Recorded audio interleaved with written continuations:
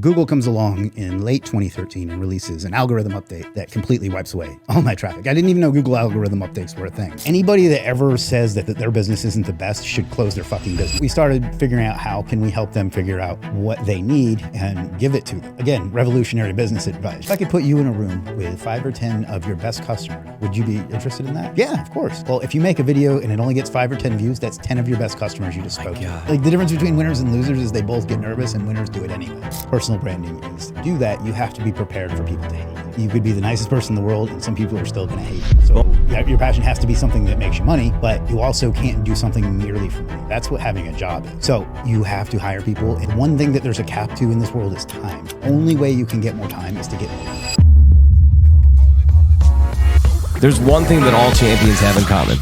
They get shit done. So welcome to the Get Shit Done experience. Well, we are back at it again. This is the Get Shit Done experience. Thank you so much for tuning in. The ratings, the reviews, the follows, the subscriptions, the likes, the comments. You're warming my heart. Thank you so much for that. Please keep it up. We are growing. We're having a blast, and I hope that you're entertained with the folks that we are presenting to you. We've got a fantastic gentleman on today, all the way in from Myrtle Beach, South Carolina, hopped on a plane, flew in here in studio. We've got Mr. Chris M. Walker, who is the founder and CEO of Legit. Now, that is legit. What is up, Chris? Hey, thanks for having me. It's a pleasure. All right, so as we talked about, let's get into it a little bit, but let's start off with giving our audience a little bit of an understanding of who is Chris M. Walker. Like, how did you get your start? Where did you go to school?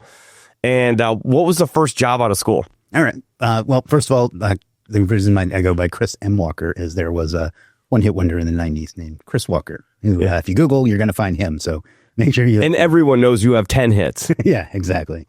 Anyhow, I guess we'll start out. I grew up in Myrtle Beach, Myrtle Beach, same thing, more or less.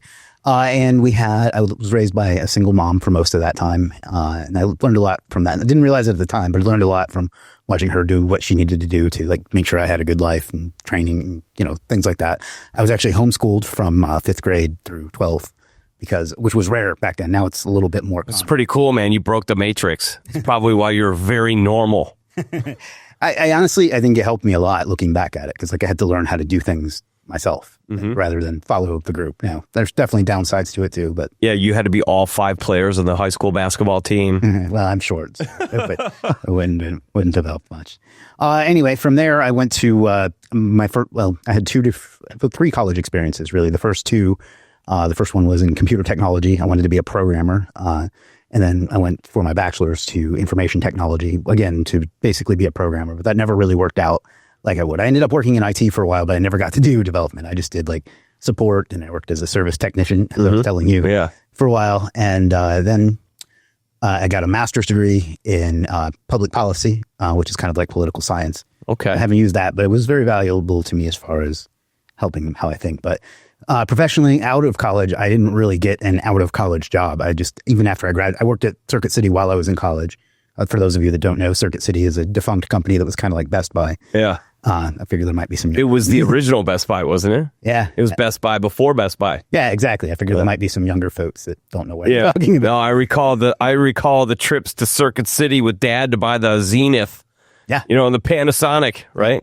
Yeah. And the world has changed. I worked there in college, and I kept working there until I got out of college, and even for a while afterwards. And then I got a job doing various jobs that were loosely related to IT. And I was never really happy with that. I never made enough money in it. And just, it wasn't, I liked it, but it wasn't enough. I don't know if that makes a lot of sense. There's always savings, but it's about way more than savings alone. Total Technology Solutions Group redefines managed print services. Excellence is the minimum standard.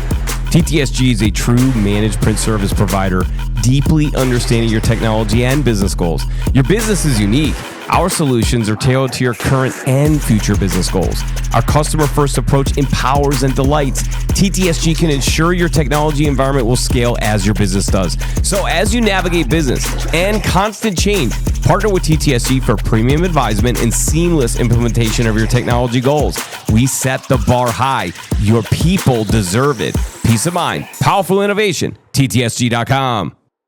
But, yeah, you're chasing some purpose that just didn't fill the void. Yeah. And then for a while, I told you I had a public policy degree. I went and started working in politics as like a field organizer. So a field organizer is if there's an election, those people that have like an office in your city that are there. That's kind of what I did. Yeah. That was actually very fulfilling, but even no matter how good of a job you do, you get fired in November because the campaign is over. Yeah. And you need money to buy stuff. So I went back into IT after that because I couldn't live like that. And I was kind of trying on part-time work, essentially, right? Yeah. It's like project work. Yeah, because like you work 18 hours a day from January to November, and then you work 0 hours a day. Mm-hmm. So not only does the job go away, but that's like a weird shock to the system to get from one extreme to the other, literally overnight. So, yeah. But that was very fulfilling work, but again, not very financially fulfilling. So what were you doing in that role? Were you, like, what does a field rep do for a politician? So, I mean, it depends on the individual, like within the office. But what I was good at was, and this is going to come up later when we talk about business, but I was creating communities within the community. So I would find the people that were committed to that particular, I'm not going to go into what side I was on, just so don't ask. Yeah. But that person's values and like, that would want to go help and go out and canvas and door knock and make calls. What I was good at was finding those people and bringing them together around that cause. Okay. So creating communities has been a recurring theme in my life. Yeah. So okay, so you're using messaging to essentially identify the people that would want to come out and go tell the story.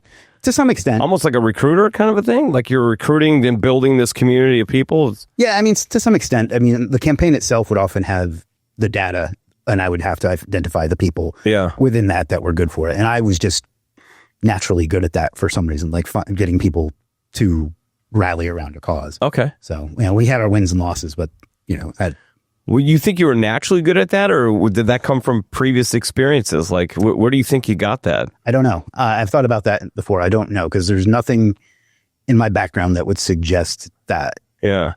Yeah. Oh, well, he did this, and that's why he got good at that. Like, there's nothing there that suggests that. Interesting. So it is innate.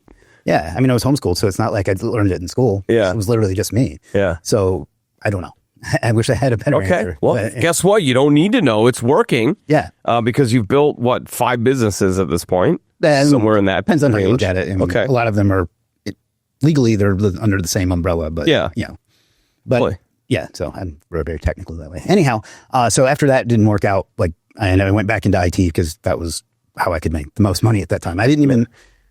All I ever thought was the way you make money is you get a job and they pay you. It never occurred to me that you could do it for yourself. Yeah. Unfortunately, I managed to accrue a lot of credit card debt in that time. I say a lot. Now I look back at that number and think it wasn't that much. Yeah. But it was $5-6 grand. So what they always say is money is relative, right? Like absolutely. What's a lot of money to you is maybe not a lot of money to somebody else and vice versa, right? So money's all relative. But when you're in the situation, in the moment, at that current time with your current financial situation, it's a lot of money. But you've obviously grown out of that. You built the organization. So you probably look back and giggle at that now, huh? I mean, you're absolutely right about that. I remember hearing a story about when Elon Musk was trying to buy, then called Twitter, and he was talking to Larry Ellison, who he wanted to get to be an investor. And he's like, they were talking about, should I put $1 billion or should I put $2 billion? Like you and I would talk about the lunch bill. Yeah, exactly. Yeah. You want to get this one or? Yeah. So yeah, very relative. But anyhow, I had some credit card debt and I had to figure out how to get out of that. And one day when I was just not doing my job at my job, because I wasn't a bad employee, but I wasn't, I was good enough to not get fired employee. Okay. You know what I mean? Like I didn't have any desire to do better than just enough to not get hassled. I don't know if you've ever seen Office Space. Yeah. Yeah, exactly. Right. What do you do? I really don't do much. Yeah, exactly. So, and for the record, well, I'm going to tell a story about that job, but before I do, I want to say that I'm still friends with a lot of folks there, and I'm going to say some things about it that are not positive. Okay. But it isn't them, it was me. So, okay. Well, that's... I feel bad because I talk shit about that job because it was kind of the catalyst to what I'm doing now. But anyway. What you're saying essentially is that you had an opportunity. It wasn't your thing. It wasn't your greater purpose. So it wasn't lighting a fire. So they probably got the short end of the stick because you weren't fully productive, because it wasn't something that you wanted. Right. But you had to use that to catapult you to maybe find that fire and go start building. Yeah. And when there were stuff that stuff. There was stuff that they did that made that burn a little hotter. For example, they would have these big company meetings at this golf course because they were a real estate development company. So one of the things they owned was a golf course. So it was just like a big meeting room. And I remember one of the last ones before I was like, this has got to go. And I'm gonna have to back up because I skipped a part of the story. But was they had us all there, and the CEO was giving, we're doing this great, and our shareholders are making this much extra. Like everything was all good. And then that day we get back to our office and they had reduced the amount of benefits they gave us to pay for our cell phone bill, which was already very generous. But the messaging there is like, they just sat and told us how much money they were making for their shareholders, and they're kind of maybe bad timing on that one. Yeah. So that was like the final straw. But backing up, when I was looking for ways to make extra money, and also just kind of playing around rather than doing my job because I didn't care enough to be learning that, I stumbled on a blog that I used to read that used to be a professional wrestling blog, but the guy had stopped using it, and he just had a one-pager there of what he was doing now. And he said he was making his living now doing something called affiliate marketing, which if anybody doesn't know what affiliate marketing is, where you promote somebody else's product or service or whatever, and you get a commission for it. So he was doing that. And I was like, well, what the hell is that? That sounds pretty cool. So again, not doing my job, I spent most of my time like reading up on what that was. And, I stumbled across, there's a forum called the Warrior Forum back then. If anybody's in internet marketing, they probably have heard of that. And I, read that all day, read some other ones. I bought like a course that was for like $47, which was a big investment for me at the time because I was literally paycheck to paycheck. I took that and I started making a little bit of money through like a website.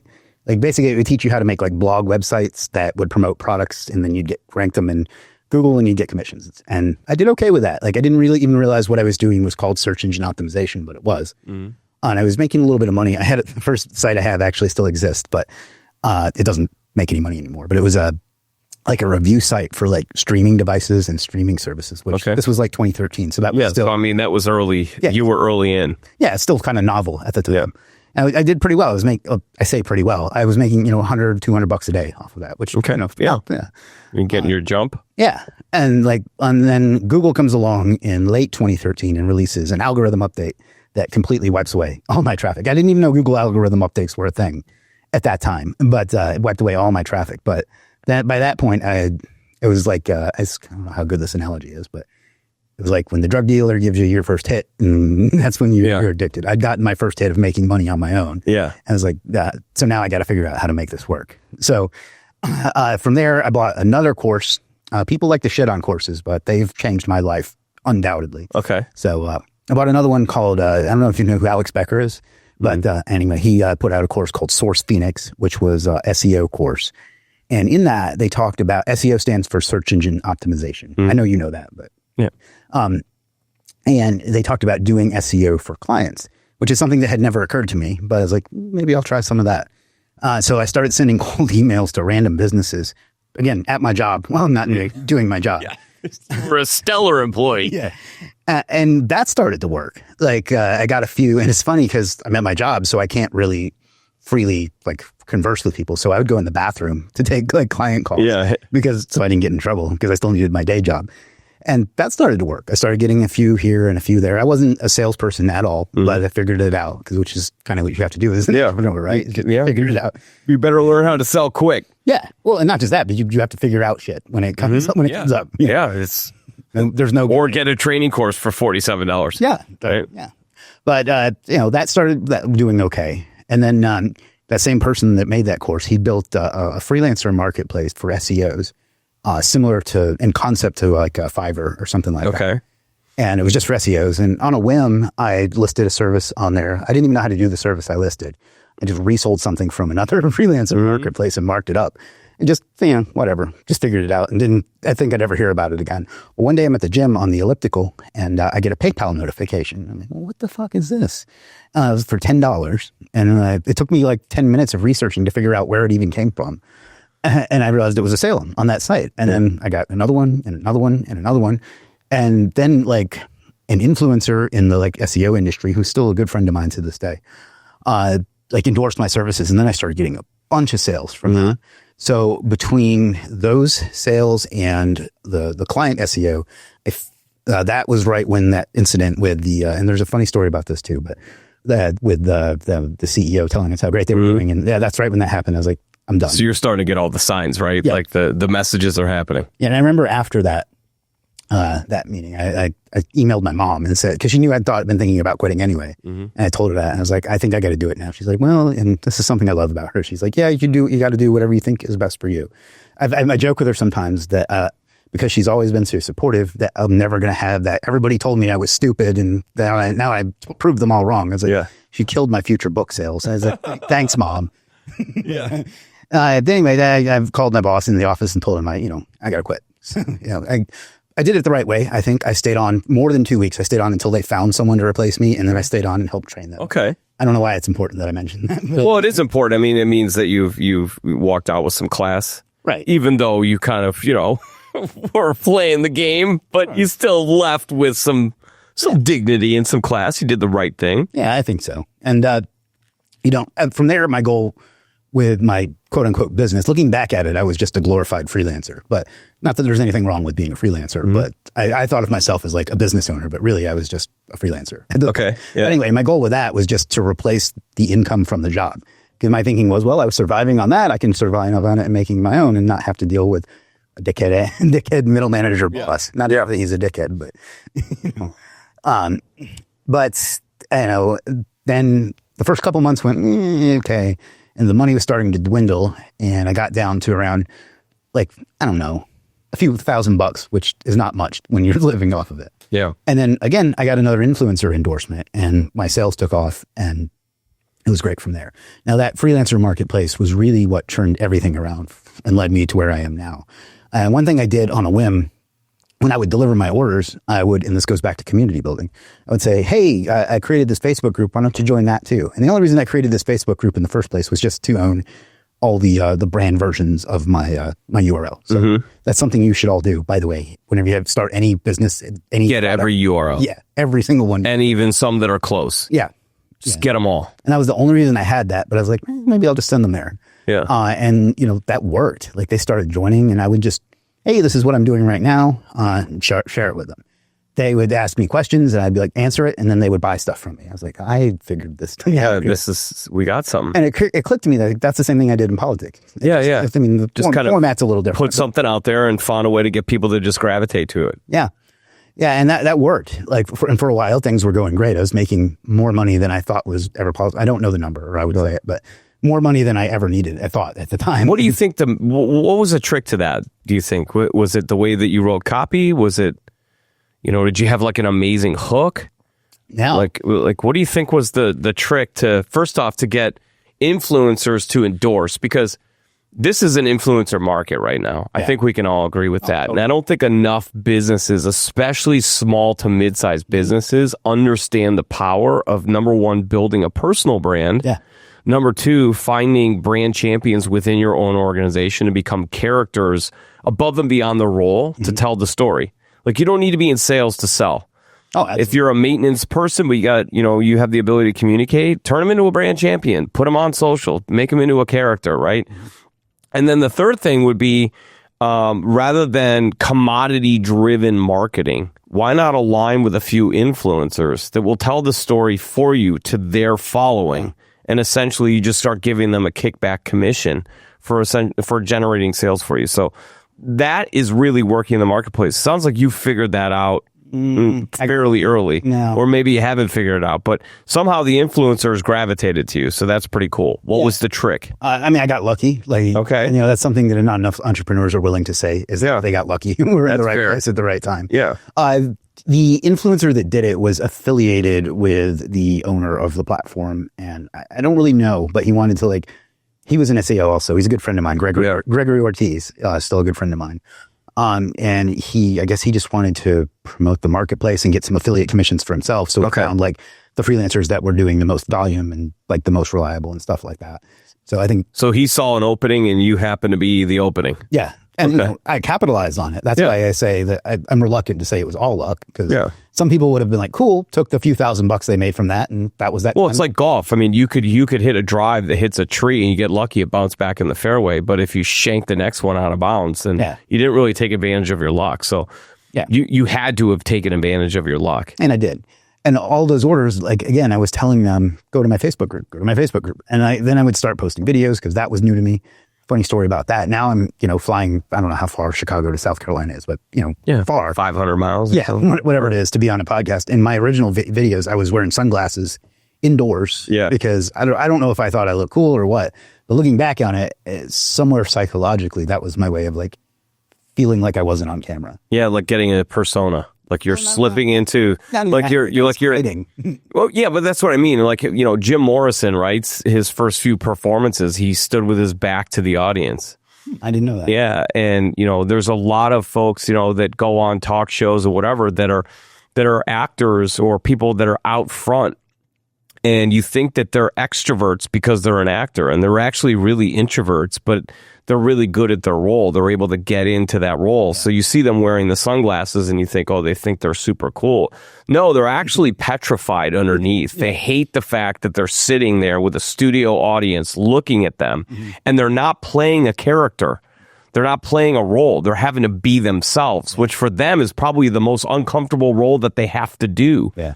So I can understand being somebody who came from some of the roles you were in and now is starting to have to market your own business, and you're realizing, hey, look, I gotta get on social media. I gotta tell the story.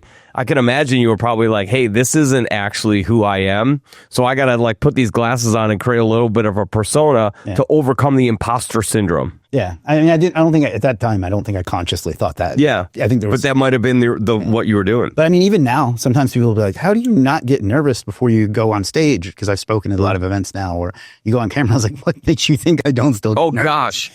Yeah. But you trick your brain, though. You say you're excited. Yeah. Instead of nervous. You go, oh, I'm so excited for this. And meanwhile, you're like dying inside. Yeah. And the character thing you mentioned is interesting because I've created...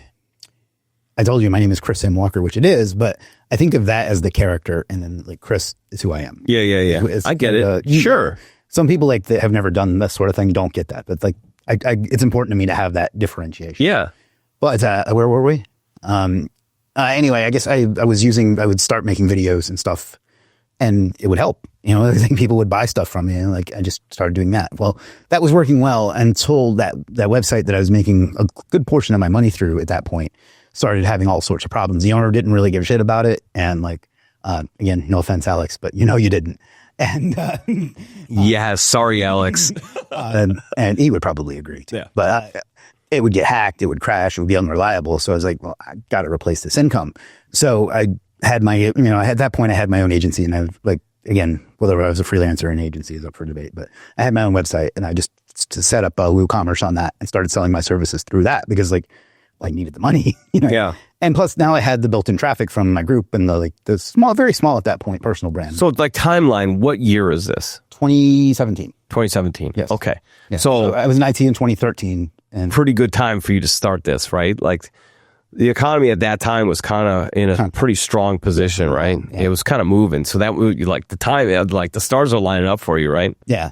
So anyway, I'm selling stuff through my own site, and that starts going well. And I had made friends, not like on purpose, but just made friends with other freelancers on that site I was using I just made friends with them, and they started coming to me and were like, well, can we sell some shit through your site too? And we tried that with a couple of them. It didn't really work that well, but I was like, I think I'm onto something here. And a couple other people suggested I should start my own marketplace. But to me at that point, that was like this huge thing that you had to have years of like design experience and developers. Isn't it amazing the things we can tell ourselves? Yeah. Well, I mean, I didn't really know what was involved, but fortunately, one of the customers I had on that marketplace owned a web development and design agency. His name's Jim. He's still my partner to this day. And he offered to partner with me and do like the technical stuff, or the actual building of it. Because it's a funny story. Sometimes people ask me, did you actually write the coding for legit? I was like, if I did, it would still say hello world. Yeah. Because I don't know how to do that shit. Yeah. I've learned a little bit, but we all have our own gifts. That's not what, yeah. And if you remember, my degrees were in computer programming. So that was money well spent. Yeah. Great job. You paid attention to that too. Yeah. I mean, I did, but like by that point it had been 10, 15 years since I graduated. It just didn't sink. Yeah. Well, I mean, it's a completely different world at that point in programming. But anyway, so I was like, all right, let's do it. And figuring it would just be like an extra product for my SEO business, because I had services and courses and training. It's like, this will be another thing that I can offer them. Oh, well, within the first month, it was my biggest revenue stream by miles. So again, I'm not good at remembering what numbers were, but by an astronomical amount. And it's grown every single month. We launched in February 7th, 2018. And it's grown more. It's been up and to the right every single month since then. That's awesome. Oh, yeah. And, I continued the SEO business. It still exists. And, I guess that kind of, 7 years that we've been launched, I don't really know what to add to the story, but you asked for the origin story. Yeah. So that's great. Give us an idea of, there's 2 points of entry for you, right? There's a business that could utilize your platform, your service. And then there's freelancers or creators or influencers or, social media experts or writers, or whatever it might be, that can use the other side of it. And you're kind of playing like a matchmaker. Give us an understanding of what is the business model? How does it work? Sure. So it's evolved since then. So I'll start with where it was and then where it is now. In the beginning, it was it was a two-way marketplace. And what I mean by that is there were freelancers that would offer a service, SEO, links, writing, whatever. And then there were customers that would buy the service, but they would pay us, the people would do the work, and then we would pay out 85% of it to them and we get 15. You take your 15. Right. Okay. 10 in the beginning, but up that to 15. Well, when you're in hot demand, you raise prices. Well, it was impossible to make the math work at 10%. But that was how it was for the first, 5 years, I guess. Timelines, I'm not sure, but like that. And that is a challenge all in itself. It's a kind of a chicken and an egg problem because you have to have, I don't like referring to them as supply and demand because it's human beings, but you have to have enough supply of freelancers to do the work that the demand for the customers. But you also have to have enough customers to make sure that the freelancers have enough to do. Mm-hmm. And if you have too many freelancers, they start whining, and they're never going to stop whining, but they start whining that they're not getting enough work. But if you have too many customers for not enough freelancers, they either don't find what they need, or the people that are there to get overwhelmed and they can't keep up. Yeah. So you can't just focus on growing one. You have to focus on growing both. And I would imagine when the businesses come to you, there's a level of urgency. So they're looking for an immediate fix. And if you don't have enough freelancers at the time, there's a delay there. It can be. And that could cause them to go look somewhere else. Yeah, it can be. It depends on their level of whatever. But yeah, that's part of it. Because there are other sites that do what we do. Not what we do as well as we do, but comparable. At least they think they're comparable. But anyway. Look at him planting the flag. I love it. Let's go. Spike that ball, not Chris. To get off tangent, but anybody that ever says that their business isn't the best should close their fucking business. Yeah, what's the point? Can't stand. If you're not the biggest champion for your own business, not the biggest advocate. Yeah. There's being humble and be like, hey, look, there's other companies that do what we do. We believe, and we have proof that we happen to do it the best. There's nothing wrong with that. In fact, I would encourage any business to form their copy in that way. Sure. I just had a guest on. In fact, the episode dropped this morning. His name is Frank T. Ziti, and humble guy, right? Mm-hmm. He's writing a book, and he's got a mentor who's also an author. And the mentor essentially said to him, stop the humility. You're writing the book from the position of an expert. Yeah. Nobody wants a humble expert. They want you to be matter of fact. I've done this. It's proven to work. If you do it as well, it will work as well, right? And he was coming from a place like, hey, in my humble opinion. And finally, his mentor was like, that is serving nobody. Yep. So he changed that little thing of just kind of having that pride and having that belief and knowing that what he's talking about from an expert level is expert stuff. And it's kind of changed the way that he's writing this book, and he feels better about the way that he's presenting it. So to your point, and I fully agree, you got to spike the ball a little bit. Yeah. I was taught by a guy early on in my career. He said, and this was internal advice. He said, within an organization of 800 people, when you're performing, everyone's in their own siloed lane. They're paying attention to what they're doing. So if you've done something absolutely phenomenal, do not be afraid to go and tell your boss, tell your boss's boss, and to promote yourself. Promote that you're doing fantastic work, because otherwise they're caught up in their day-to-day. They might completely miss that you just did great work. Yeah. Well, I give that same advice to businesses. If you're doing great work and you're not telling that story as much as possible, you are missing the boat, because I got to tell you, your customers, as much as they love you, they're not going to tell that story for you. Very rare. Unless you ask them to. And even then they might not. Yeah. So you better be telling the story. And man, if you can influence those customers to tell the story with you, like on a podcast, that's probably a great idea. Yeah, a great example of that is one time, I don't remember if it was Twitter. I think it was Twitter. By the way, I call that Twitter, even though it's X now, because it irritates certain people on the... I just stay away from the whole thing. I think it's a cesspool. Yeah, that's why. Anyway, it's like politics, porn, and sports announcements, and it's like, okay, well, I like the sports announcements. I'll stay away from the rest. Anyway, somebody was like, what site has the best link building services? And I, of course, put mine. And they're like, of course you would say that, Mr. CEO. I was like, yeah, of course I would fucking say it. Yeah, why would you not? It would be disrespectful to my customers for me to say somebody else is better. They have paid me their hard-earned money for me to say that somebody else is better. Might as well just walk them right out the door. Yeah. By the way, why would an employee come work for you too? Like if you're like, hey, we're kind of good. Yeah. I mean, like, it's okay. Where were we? Yeah. So you're going on these sites and you're talking about how you're the best in the business, and people are starting to gravitate to that. Yeah. So I guess what I was saying was we had launched, and then we're. We were talking about having to have freelancers and customers. Yeah, so that went well for a while, but I think I'm a big believer that if you have a business, you have to have a big goal for that business beyond just make enough money, more money than you did last month, which is great. Mm-hmm. Don't get me wrong, and people would say we get compared to Fiverr a lot, which drives me fucking insane because we're doing something totally different. But people would ask me how we were different, and I didn't really have a great answer for them. On top of that, I would say, well, I want to be the Amazon of digital services. And they'd be like, what does that mean? I was like, they're big and I want to do, I don't know. Stop asking. Yeah. So I spent some time thinking about who we wanted to be and who we wanted to help. And there were two things that I came up with. The first was, I don't want to help everybody. I don't want to help, like, Fiverr is kind of like the Walmart of these sites. Yeah. Like they appeal to everyone and there's a market for that. Sure. But I want to help businesses because I believe that business is what changes the world. I believe that's how you can get the most out of your life because that's what's made my life as good as it is. Mm-hmm. And so I was like, that's who we want our customer to be. We want to focus on helping businesses rather than helping everyone. So on that end of it, we said that, if you want a guy that looks like Jesus, it'll hold up a sign with your name on it, you can go over to Fiverr. If you want to actually make some money for yourself, you can come visit the grown-ups over here. So, I use that example because that's quite literally their most selling gig. Yeah. Guy that kind of so you created a villain.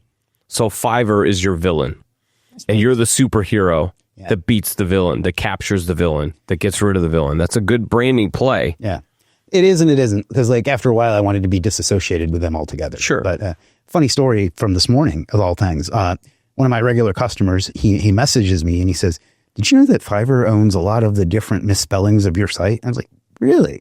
And he gave me an example. If you put in like Legiiit, it goes to their site. Interesting. Yeah.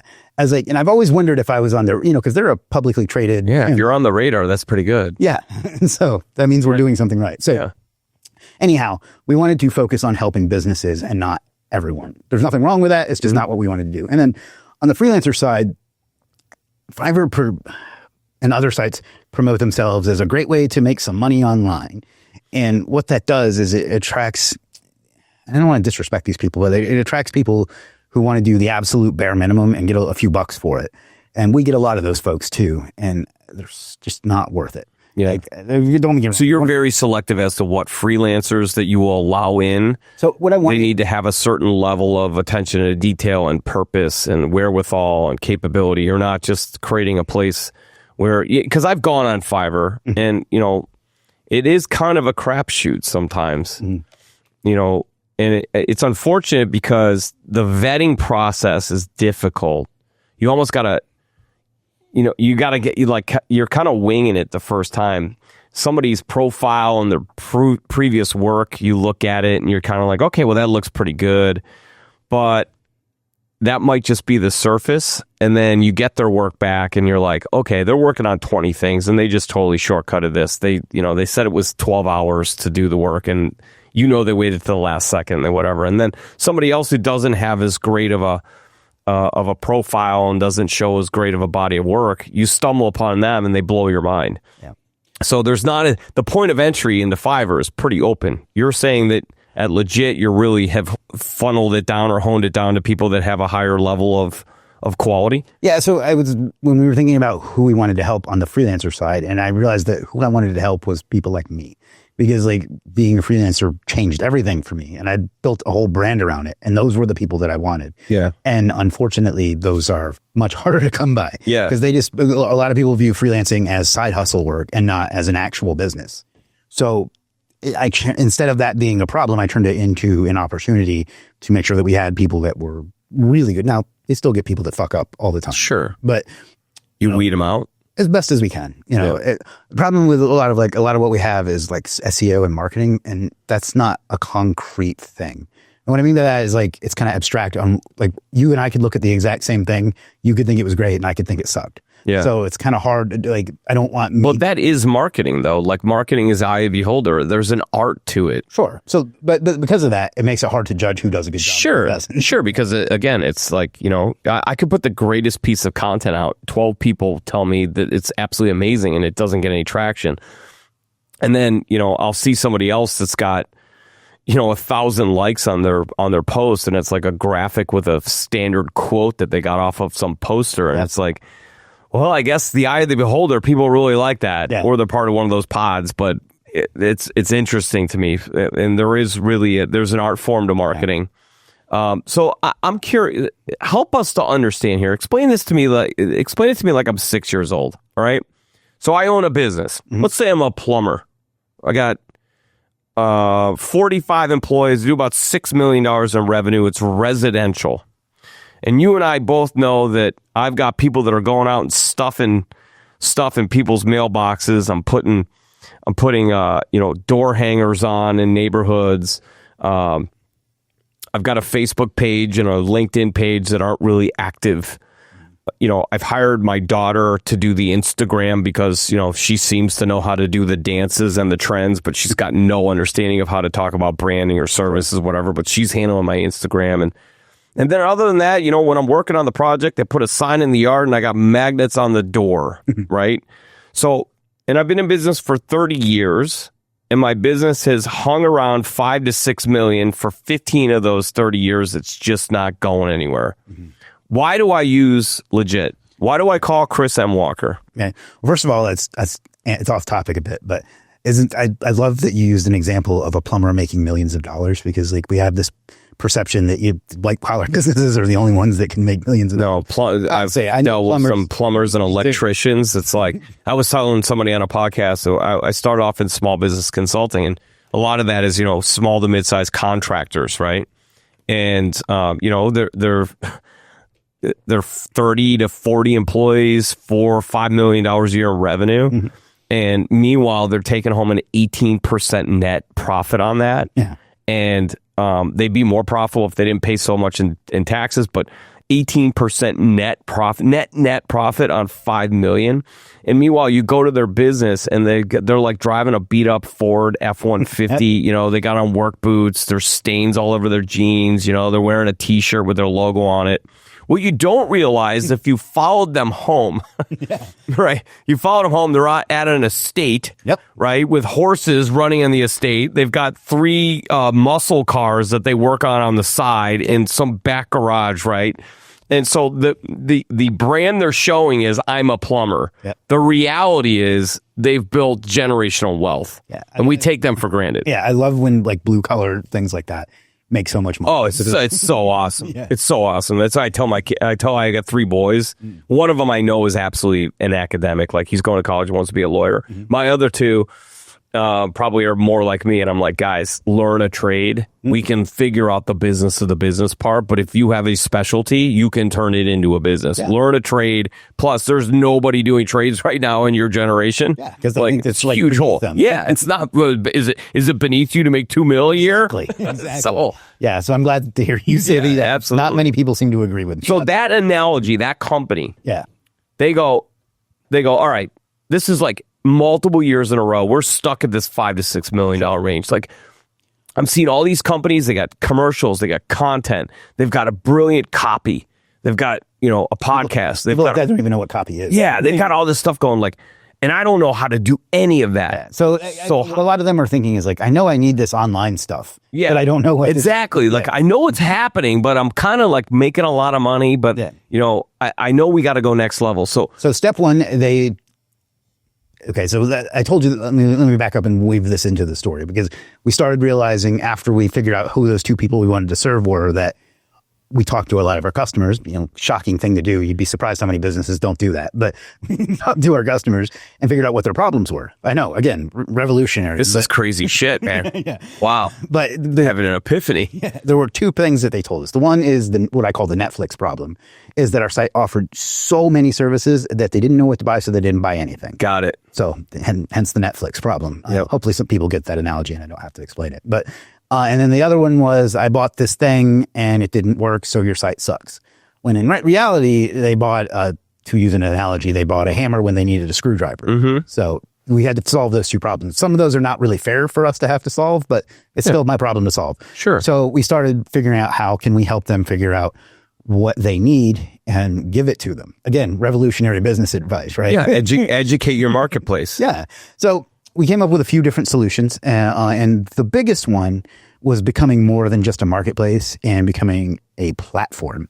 So I was a bit inspired by the Steve Jobs biography. I was looking at your books earlier, so I think we read a lot of the same stuff. But the Steve Jobs biography kind of inspired me to take this direction. The Walter Isaacson one. I don't know if you've read it, but you should. I have not. But he envisioned Apple being not just your phone or whatever, but as like the hub of your digital life, and how you would have, he originally envisioned it being the, what's their computer? The iMac as the center of it. But then eventually it became iCloud, because, that's the way the world went. Mm-hmm. But he envisioned you having that as the core, and then all you have your phone and then your entertainment and all of that being a whole. They all connect. Right. It's like a one community. Right. And I wanted to build a platform that did that for businesses. So we started building some software. It's been slow, and then adding to it, but that help businesses figure out what they need. So now if you go to our site and By the way, the site is www.legit.com. And I want to clarify, there's two I's. So it's LEGIIT.com. Yeah. And now that plumber that you just talked about can go there and, put in his website, if he has one. Hopefully he does. But, yeah. You'd be shocked. If not, we can help with that too. Yeah. But, be shocked. Yeah. But let's just assume for this exercise that they have a website. They can put that in and their email, because we're marketers and we're their email. But, and then within less than a minute, they'll have a bunch of things that they need to do. So what is it? You have AI that analyzes the site? Yeah, I'm going to get to that in just a sec. I love this. Yeah. So I'll just sit back. You go. It'll give you a technical analysis based on just a few seconds, because we don't have that much time. We want to give them something right away. Yeah, quick. People's attention spans. 8.2 seconds. Yeah. So it gives them a technical analysis of their site and with some basic things. And then they can go and connect their Google Analytics and their Google Search Console and all these other things to feed it and give it more information. And what it does is it takes our 8 years of data and crunches that and looks at what other businesses like them have done that has worked. And it'll give them suggestions using AI that will tell them, this person has a business similar to yours. It's not quite this plain English. We're still working on the needs of it. But this person has a business similar to yours, and they bought these things to fix this problem that you have. Here, you can buy it from this freelancer who does a great job with that. So that's kind of how, I don't want to say you're never going to fully solve that problem, but that's how. It's interesting, though. You're like a matchmaker. It kind of, yeah. Yeah, it's like a business matchmaker. I have this problem, and I don't know what to do about it. So they can enter this in, and it's going to essentially give them an analysis, but the analysis is based on the experience that other customers have had successful results with. Yes. So it creates that commonality, like, hey, you're not alone. Other people had this problem.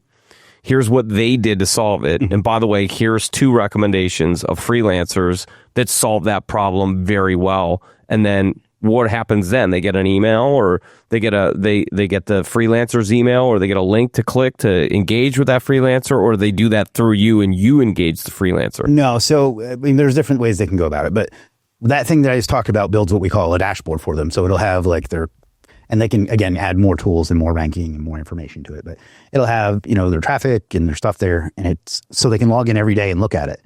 And that right in there, it'll say, each section will have the freelancer that can fix the problem of that section, their website speed or their SEO or the marketing or whatever. And it like asks them their goals and creates their persona around that. The idea being, from our side of what's in it for us is that once you get hooked on something like that, you can never stop. Well, yeah. Once you have a problem, somebody solves it, then there's a tendency for, I call it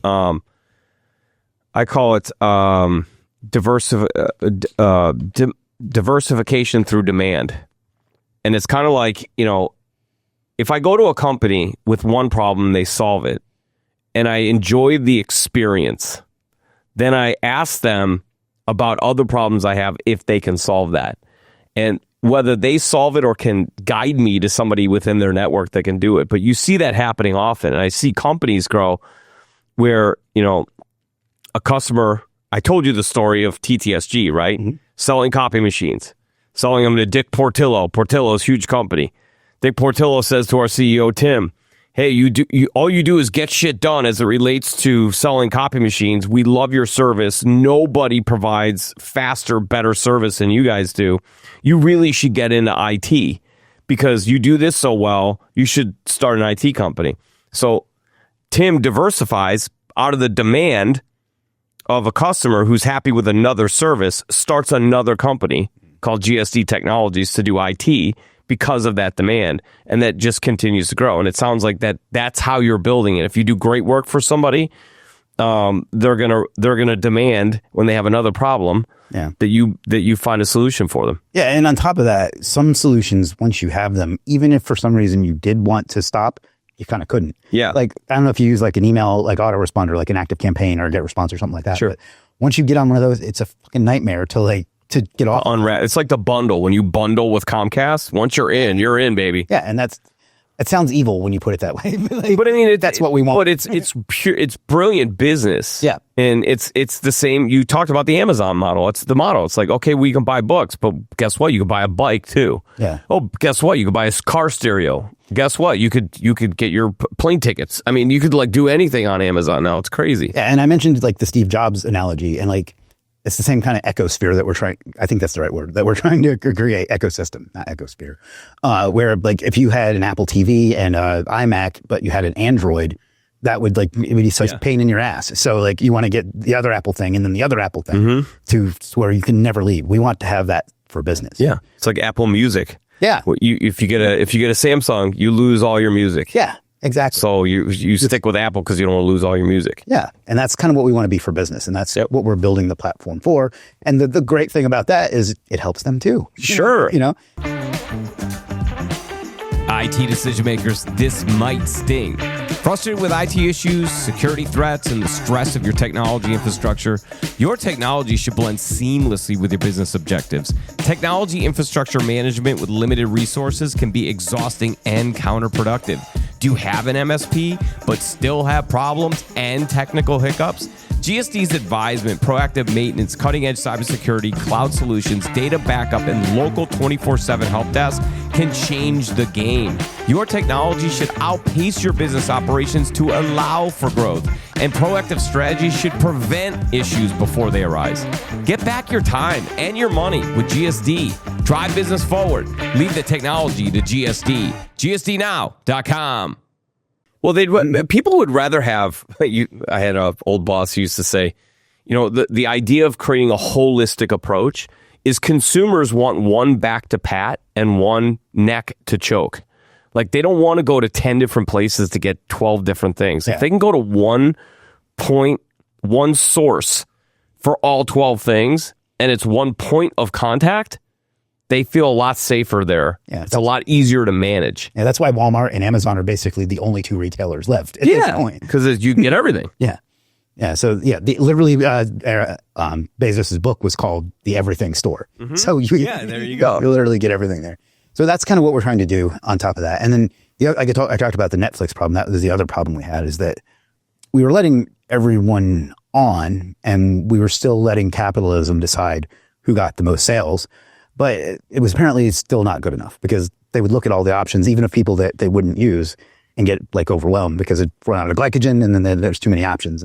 So we've set up some criteria to where everybody can still list their stuff, but you don't get seen until you prove to us that you deserve to be seen by our customers. Got it. And there's a lot of different. So what do you have, like a rating system? There's a lot of different things that go into it.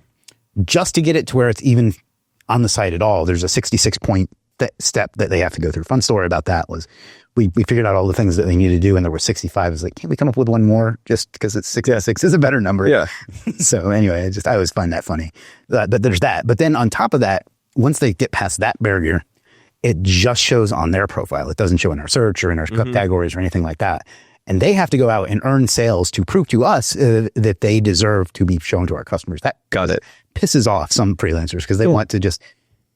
There's the thing that marketplaces give you traffic for free, and Fiverr actually pushes that where you sign up and we'll send you a few sales. They do the drug dealer thing where they give you a few to like get you that, and it's like these people sign up. I feel bad talking about it because I love some of our freelancers, but they sign up and they expect money to just fucking fall on them because they open a business. Yeah, and I use they got to work it. Yeah, I use the analogy that if I open a pizza shop, it doesn't mean that I'm entitled to have people come in and buy a slice. Yeah, you know what I mean? You kind of have to get them to come through the door and try it one time. Yeah, and if it's really good, they'll come back. Yeah, and they expect that to be on us, and to some extent, I get it, but I don't have enough traffic to give to everyone, and I wouldn't want to anyway. You know, I'll get feedback from someone. Your site's not beginner friendly. I was like, you're right. I don't want beginners talking to my customers. Well, that's interesting. You know, the 66-point test, if you will, that they have. I would imagine that alone disqualifies a good portion of people that don't have follow through. Yep.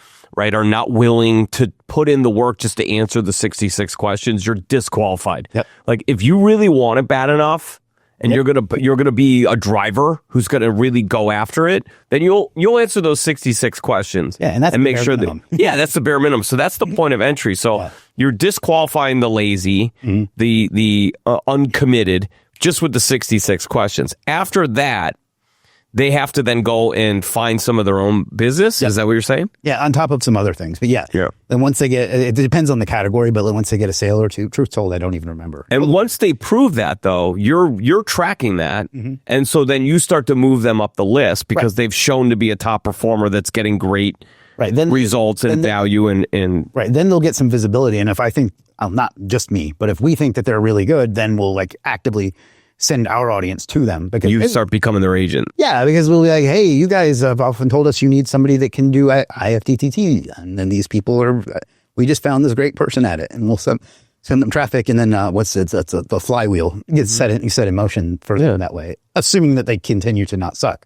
You know, that is key. That's try not to suck. That was Joe Madden, the coach of the Cubs, last time they won a World Series, that was like his slogan the first year was try not to suck. That's good. I thought that was pretty good. It is. And like being good in the past doesn't guarantee that you get to keep doing it too. Sure. Like I have somebody in mind, I'm not going to say any name, but somebody who was one of our big sellers for a long time. And then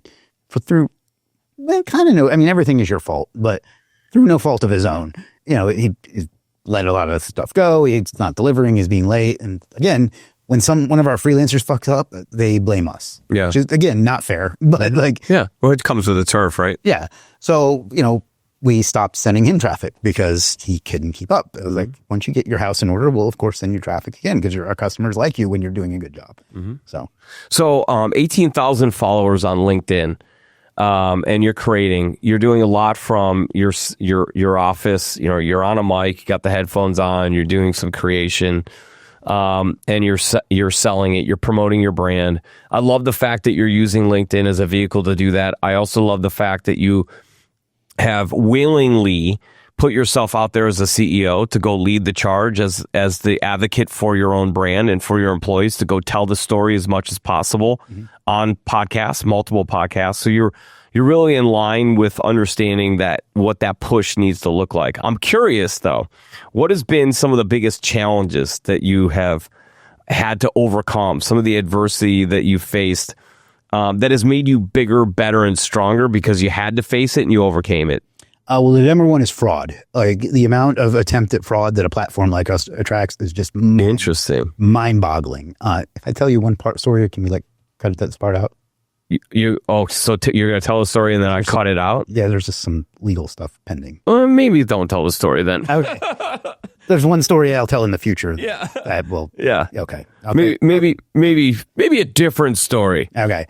Point is that it's like cockroaches. Every time we stomp out one type of fraud, they find another one, and they find another one. Yeah. They find another one. One of them cost us hundreds of thousands. The one I'm not going to tell you about. Yeah. Cost us hundreds of thousands of dollars. Wow. But that is by far the biggest challenge. Jim, my partner, and I, we talk about how much better we could make the platform if we didn't have to spend so much time figuring out how to stop shitty people from being shitty.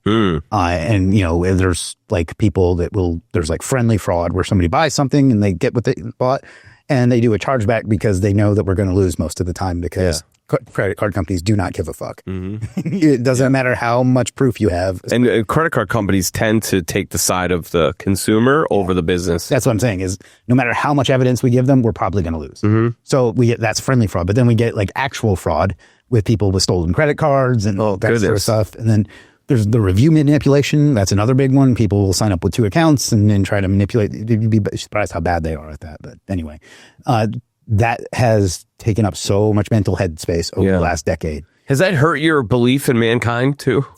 There are days, you know, I try to be pretty optimistic by nature, but there are days when I'm like, man, everybody sucks. Yeah, like, it's crazy. Yeah, it's so discouraging because like I'll have this great idea I want to work on, but I have to go deal with these fucking scumbags that are trying to rip us off. Yeah. Another good example of this was in the beginning, PayPal was our only processor. And I'll get to payment processors as another challenge I had to overcome. But, deal with, I wouldn't say overcome. But they had this thing where you could pay with, I don't know what it's called, but some sort of like an e-check or something. And like, I guess it worked like a check. You would pay PayPal. I don't really understand it. But basically, we would get a sale right away, but we wouldn't get the money right away because it was a type of like a hold, like a credit card processing hold. Yeah, but they called it some sort of check thing. And I didn't realize that. And like people would buy thousands of dollars worth of shit and then like go cancel the check before we ever got our money. Wow. So, you know, we had. So how have you solved for that? Well, you can just turn that feature off in PayPal. Okay. So that's how I solved for that particular one. Got it. So you learned your lesson on that one. Yeah, the hard way. A lot of these different things we didn't learn into, especially the one I can't talk about because pending litigation. Until it was, you know, we lost a share we were in. Yeah. So that's a big challenge that I don't know that you will ever really overcome it, but we've had to build a better business to deal with it because we have a full-time, loss prevention division. We have software that helps track that and just our customer support people, which I'm very, very proud of, by the way. It's like our number one thing that I'm most proud of. I'll talk about that in a second, but have come to where they can just identify it by these certain like trends and things. So we're never going to fully win that battle. You know what I mean? It's going to be something we'll always have to deal with, but I didn't expect that going in. Yeah. It's be a problem. Yeah. So that's interesting. Yeah, that's a big challenge. Another one is I didn't expect people not to know what they needed to buy because I, again, don't want to look down on humanity, but I am smart enough to buy what I need to buy. Yeah. Most people weren't. Yeah, it's interesting that you bring that up because I think that really is, that might be a huge benefit, but I could see how that would be frustrating too because you're like, well, it's right here in front of you. Like, this is exactly what you need. And that's a hard thing as a seller. I know you're not a trained seller, right? You had to learn that as you go. I've been fortunate enough to be trained as a seller, and that is very difficult oftentimes because, you know, you're trained not to sell a customer what you think they need or what you want them to have, but to understand what it is that they want and what it is that they need, and then to put that in front of them. But there are so many times that you're meeting with somebody and you've done it enough times and you know enough about business to recognize that what they actually need is different than what they're requesting. Yeah. Well, and they just won't see that to be the case. It's even worse for us because like it's a self-serve platform. So people will buy stuff without talking to anybody. Yeah. So they're really. And what's really, and again, life's not fair. I'm not complaining, but what's really not fair is if they buy the wrong thing, they don't even blame the person that sold them the wrong thing. They blame us. Yeah. And I don't get the thinking because if you go to the mall and you buy something from the Gap, I think that's still a store. I don't go to malls. Yeah. If you buy something in the Gap and it doesn't fit, you might blame yourself, you might even blame the salesperson at the Gap, but you don't blame them all. Well, yeah, certainly if you tried it on, yeah, and it kind of didn't fit in the dressing room, and then you took it home after having a hamburger and it really didn't fit, then that's kind of on you. Yeah. That's not on the Gap. Right. But even if it was on the Gap, you certainly wouldn't blame them all. Yeah, no, you wouldn't blame them all. You wouldn't blame them all or the Gap if it said size 34 waist and there was nothing that said that they run small and a 34 is actually a 33 and now it's, you know what I mean? Like, I know it's a weird analogy, but I think that would be a difficult thing. When you have a platform, you're kind of expecting that people are going to buy the thing and they know what it is that they're buying. But I could also understand some of the services that you're offering. The people that are buying them because they are not experts in that service. They don't know. They know that they have a hole and they know they need to fill it, but they might not know exactly what materials they need to fill that hole. That could be an interesting challenge. I still don't think it's our fault, but it's still our problem. Sure, yeah, because, you know, so that's frustrating. It's, again, a challenge we'll never fully overcome as long as we're completely self-serve. But, you know, that's a big challenge to overcome too. And then, like, I don't know, what else? I guess just the chicken and the egg problem I mentioned earlier is never going to go away. Like, they have to have enough customers to serve the freelancers. That's a huge. So all these triggers as, like, you know. Well, and what I've learned is it's super easy to get freelancers. All I have to do is make a video or a post or something saying, "Hey, if you want to make an extra $1,000 a month, sell this service," and we'll get flooded with freelancers. So we don't spend a lot of time focusing on that anymore. You're trying to bring more of the companies, that you want to help customers to the platform to identify the freelancers. Yeah. What's hopping right now? You're an expert at this. Like, what are you seeing is in the most demand for small to mid-sized business owners? What are they using your service for the most? Well, in a perfect world, it would be much broader, but they mostly come to us for SEO because the initial audience came from my SEO following, and that kind of led into our whole business. So it's what we have the strongest of. So SEO, and that's usually backlinks or like the stuff that people don't know they can't do with AI. Basically, like links, content, not really content anymore. I'll talk about that in a second because that's another challenge. But links, local SEO stuff to rank in Google Maps is very, very popular because that's a bit more abstract, things like that. We used to, and you talked about challenges, we used to sell a lot of content, like written content, blog posts, website content, that sort of stuff. And it was our number 2 category behind SEO, and it was consistently climbing. And then since October 2022, when ChatGPT came out, it has absolutely cratered. Yeah. Because people don't want to pay content writers anymore. Yeah, they want to push chat. They want to push 3 buttons and get write content. this for me. Yeah, and it's not as good. I don't care what anybody says. No, but I mean, they don't care. Here's the thing: it's fast, but you have to edit it. Well, you would have to edit it. I mean, people don't. You want to do something really fun? Download Grammarly and ChatGPT, and then go into ChatGPT and request it to write something for you. Then copy and paste that and put it into Grammarly, and watch Grammarly just go nuts because it freaks out because the editing and the word usage is terrible. Yeah. Then you copy and paste that and you put it back into ChatGPT and it almost explodes. So like they don't know what to do. Yeah, and that was a big hit to our revenue, but it also affected a lot of freelancers, which is hard for me to watch because I've gotten a lot of really wonderful messages from freelancers, particularly in other lesser developed countries, who like this. They would tell me how it completely changed their life. Making a couple $1,000s a month to them is like making $1 million to us. Like it got them out of the streets. And I've gotten some really, really personal stories from that. And a lot of them were content writers. And that business has a shame. Yeah, completely gone away because of that. And, you talk about you got to edit it first. You would think that you have to edit it first, but most people, they don't give a shit. No, they just go fast. Yeah. So that has been a challenge that we're just not going to overcome, because that's just the way the world is going. So we're just building in things to help people write their own content and hopefully make it better. And, hopefully the really good freelancers that sell like really like high end, well-researched or direct response copy will still do well. But the people writing blog posts, I think that business is gone forever. So that's tough. It's getting tough. So SEO, what's the secret sauce? Just for example, right? So we have a YouTube channel. I'm just like any other person. I'd love for our YouTube channel to spike and to grow. I refuse to buy subscribers through India or whatever. I refuse to do that. And so I want to build it completely organically, but I also understand that SEO is a magical thing that you could use to puts it out in front of more people. So like what's kind of like give me 2 or 3 things that people don't know about SEO that they should know Okay. So there's two things here. I want to answer your YouTube question first. Sure. YouTube search is not where you get most of the traffic from YouTube. Interesting. It's more from like recommended videos and showing up on people's homepages and stuff like that. Okay. So to do that, you have to work the algorithm. I'm not great at that. I mean, I have a decent channel, but considering I've been doing it for 9 years, it's not nearly as big.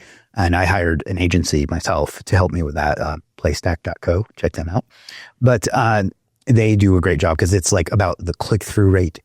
And you know how a lot of thumbnails are like stupid shit like that? Yeah. Like, that works. It sucks. It does. So, no, I will tell you, like initially we were doing a very generic thumbnail and I started looking at it and I thought to myself, we need to do like some photography where we're doing like an interesting pose or whatever. And immediately I saw a spike. Yep. And then I've had people reach out to me on LinkedIn and be like, hey, dude, you could take your thumbnails to an even higher level where you essentially say, in this, like there's a quote on the thumbnail saying, here's what you're going to get in the first 10 minutes of this podcast. So if the podcast is an hour and a half long, it's, a thumbnail that essentially says you're going to get this value out of the podcast. Yeah. And that has to happen in the first 10 minutes of the podcast. And then people will last longer. People will click on it more often. I don't know if that's true or not. Haven't tried it yet. Might be true, but I do see a lot of content where the thumbnail says specifically, you're going to get 5 tips on how to increase your sales by 25%. And so it's podcast title, host and guest, and then it says 5 tips on how to drive your sales by 25%. Yeah, I would think that's people will click on that. I would think that was actually like too much text for a thumbnail. Maybe, yeah. But yeah, you get what I'm saying. Yeah.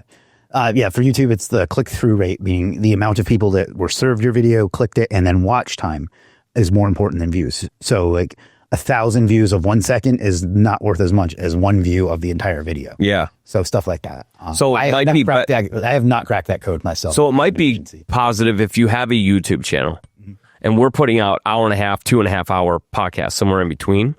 It might be wise for us to have a few podcasts in between that are 5 minutes long. Probably 10 minutes long, because you'll get people will watch the full 5 minutes. Well, it's not the percentage, it's the actual amount of hours. Yeah. Of watch time hours. Watch time hours. Yeah. But that is a factor too. If people watch like 10 seconds of a video and dip, that hurts. So it's not something I'm good enough at to do myself either. Yeah. So, and then as far as like website SEO, it depends. That's a kind of an inside joke in SEO. The answer to every question is it depends. It really does, because we do SEO too, and like there's a lot of variables to it. But just so people know, anyone who tells you that they're gonna get you to 1, 2, or 3 on SEO, like they're gonna guarantee it, expect to pay a lot of money for that, because the big corporations have recognized that if they spend a whole bunch of money, they'll get on that top. Yeah. So I guess if I had to give like specific tips, it would be that the content is important. It's not as important as it used to be. I mean, it is for conversion, but as far as for ranking, it's not as important as it used to be. You still need to get it right. And then links, despite what people are going to tell you, still are more powerful than anything in SEO. Explain that.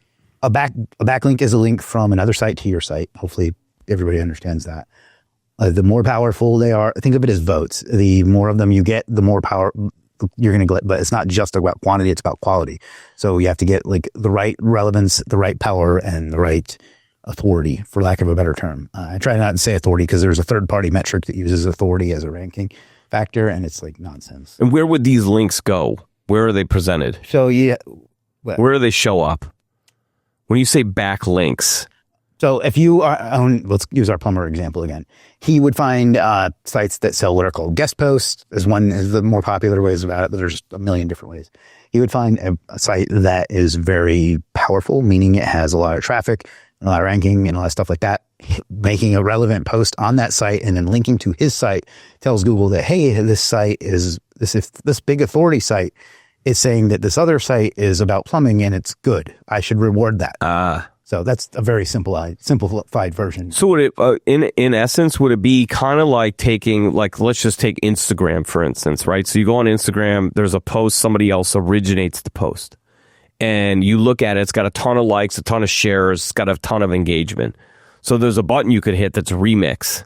Mm-hmm. So you could take that same video and remix it on your own Instagram and put it up. I kind of look at that as being like a soft analogy to it. It's like, this is already proven to get a ton of traction. So why wouldn't I leverage that traction to my Instagram? Yeah, I guess that's sort of similar. I'm not good at Instagram, so I don't. But you get the analogy, right? So people are going to go to this bigger site. I think a better analogy would be an influencer shout out. I don't do enough pop culture to use a good example, but if one of the Kardashians says this lipstick brand is really good and I use it, and like they link over to it, then that's going to help that person get more. Got it. Like I don't know how much you follow trends, but the guy with the morning routine that's popular right now, where he's drinking like a certain kind of water, I bet that's a great example. I bet that water's I forget the name of the brand, but like I bet it's taken off tremendously. But that's a very loose analogy. Yeah. So when you say the back link, how are you posting onto this other site? So it depends. You can buy them. That's where a lot of our business comes from. Technically, that's against Google's terms of service, but they don't own the internet as much as they'd like to think so. So we'll do what works. Yeah. Fuck them. Basically, you can just reach out to them and be like, hey, I have a relevant site. I think that your audience would love my site. Can you link to it? You'd be stunned how well that works. There's illegal ways you can get it. I'm not going to share those because I don't want people to do them. But there's a lot of different approaches to it. And like links that you might not think of as links are important too. Setting up like your social media profiles is a type of link building because you always have the link, the get shit done experience. I'm sure you have like a Facebook page that links over to your website. That's actually more important than people will tell you because it's not, there's do follow and no follow link. A guest post is a do follow link, which tells Google's algorithm they can follow that to the target. Something from like a Facebook is a no follow link where it tells Google, don't follow it past this, but they still see it and they still helps them understand what your business is about and creates what's called topical relevance or topical authority. And it tells Google and other search engines. I'm trying to stop saying Google as the only search engine because that's just not the case anymore. Yeah. But, that this site is trustworthy, so we should reward it. So it's about building trust in the way and authority, and the way you build trust is through having relevant sites mention you. It's one of the reasons I'm here today. Is because I want to help our business by your site linking to it, but also people viewing this and hopefully like searching us out and clicking through Google from us. So it's almost like, hey, look, I have a following. Now that you are on this show, my following is now seeing you. Right. Because you're on the show, I vetted you. So I'm saying, hey, this is a good person, this is a good guest, this is a good businessman. So so that's the human side of it. And now, because you're on this show, you have a following, and because you've agreed to come on the show, you're essentially saying to your following, hey, this is a good show, you should follow that show. Yeah. In human terms, that's how that works. But you're saying that it works in technology terms as well. Yep. And there's another advantage to it too, because like branded search traffic is actually very, very powerful. So if you, somebody's watching this might go search legit after this and click on it. That tells the search engine that people were looking for this site and they just chose to go look at it. So that means that it's important and has some value, and they know who that person is as much as we want to pretend like they know who you are, and they know that if you're the right person for that, they're going to reward that even more. So there's a search value to that. And again, it's part of why I'm here. And then like, as the world is changing, AI is becoming a type of search engine. It's different, but people go to that for information. Yeah, people are going to ChatGPT for answers. Yeah. And one of the ways that I haven't fully proven this yet, but I believe backed by some data that one of the ways you influence that is being mentioned as often as possible. It doesn't even have to be a direct link. Like if you were to just post information about me and not link to my stuff, ChatGPT again is going to read your site whether you fucking want them to or not. Yeah. And they're going to see your name. Right. And like that way, when people say who's somebody that's good at this, it'll have that information. So is this also a reason why, quality content is important? Sure. Okay. But consistency and volume of content can be just as important, because it's going to cause your name of your brand and, the players within your organization to be seen on search engines, to be seen on ChatGPT, in addition to being seen on those platforms. Yeah. So companies should be creating a ton of content all the time. Yeah. So I see these companies, they have a company page and they post on LinkedIn, let's say once a month. Yeah. If that. Yeah. and they wonder why they're not building a following. They wonder why people are not migrating to their website as often as possible. Yeah. That is an indication you're not creating enough. You're not posting enough. So it's not just the following in the algorithm of the platform. It's also the fact that nobody knows who the fuck you are. Yeah, and including technology. Yeah. Doesn't know who you are. So therefore it can't present you to more people. Yeah. Yeah, this is a bit off topic, but I often say that the biggest problem that every single business has, and I got this from Grant Cardone, but is obscurity. And you have to overcome obscurity. And there's two things to that. You have to get people to know who you are. And then that's why you do as much of this kind of stuff as you can. But then you also need to make sure they don't forget you. And that's why I do a lot of what I call omnipresence marketing. So front of mind, baby. Yeah. So I run ads on every platform that you can think of to traffic from our website. So everybody that visits our website and then everybody that buys something, and they get these two different variations of the ad.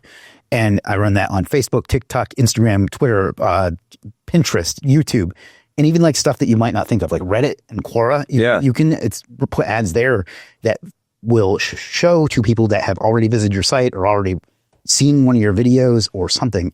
And I have one video of me doing that across all of those. So you're going to see, if you visited my site researching this, you're going to see my face for the rest of your life. Yeah. And I want that. Yeah, absolutely. And you know how you know when it's working? When somebody tells you they're sick of seeing you. Yes, I get that. But the nice way of saying that is I'll often meet somebody.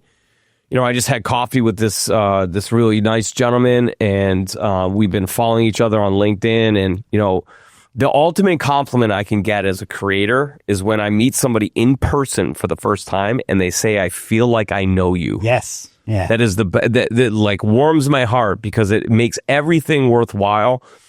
It means that I've broken that wall of comfort where I'm not, in their eyes, just somebody that's on their feed. Yeah. They feel like they know me because I've given them reasons to know me, and I show up consistently. And then when they need the thing that you do, they associate that with you. Yes, when they're ready. Yeah. They will buy when they're ready. And this is the thing that I think a lot of CEOs and organizations don't realize is that, yes, you want to sell to them right now, but people aren't ready to buy right now, and they're going to buy when they're ready to buy. Yep. So if you are constantly showing up when they're ready to buy, you're automatically in the first three because you're front of mind. It's just name recognition. They constantly have seen. And if you've created content that shows who you are as a person and who you are as a brand, it's even more powerful because you all the ice is broken. Yeah. That some of that trust is already established